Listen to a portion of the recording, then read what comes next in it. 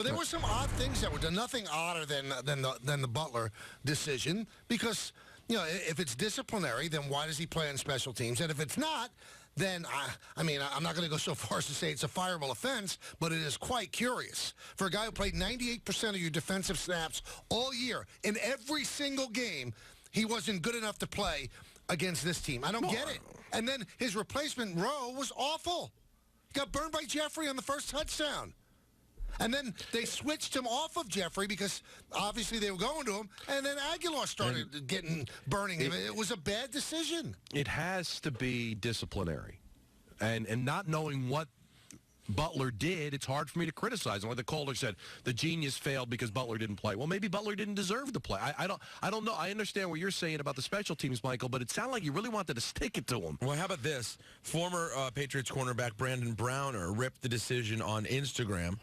Put up a couple of things, including one that says, a locker room was divided pregame, most yards ever given up in a Super Bowl game, and your best defender over the past 3 seasons doesn't get a snap. You were hurt, burnt, where he was needed tonight. Hashtag foolish pride. Not necessarily that interesting that an ex-player would say that, except that the post was liked by 3 current Patriots. So yeah, but this could be a moment. This could be a bad moment for Belichick. One thing, though, if it was a coaching decision, it makes no sense. If the guy did something really bad, then he has to be disciplined. I don't agree. It's the Super Bowl. You would have played Stanley Wilson? It's the Super Bowl. This is it. You have an entire organization that works towards this. There's 2 sides of it, though. The Bengals didn't play Stanley Wilson. He probably couldn't play anyway. He was so coked up. He disappeared. But then you remember Eugene Robinson? Yeah. Got caught with a prostitute the night before. Atlanta played him. Atlanta played him in the Super Bowl. Well, Dan Reeves played him. I don't know the circumstances. If we're talking about an angel, a player that had never gotten in trouble, although it sounds like he was missing some practices because he was sick, but that doesn't necessarily mean that's a bad thing, all right? But I can understand it if it was like something that happened out of the blue. Boy, that's awful harsh, benching him for the Super Bowl.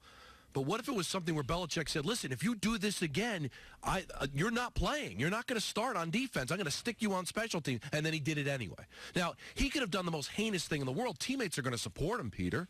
So I'm not surprised that it was liked by 3 current Patriots. He could have killed somebody and they'd still like it because that's their teammate. They're going to have his back. Now, to Peter's point, I heard what you were saying before, this could be the beginning of the end.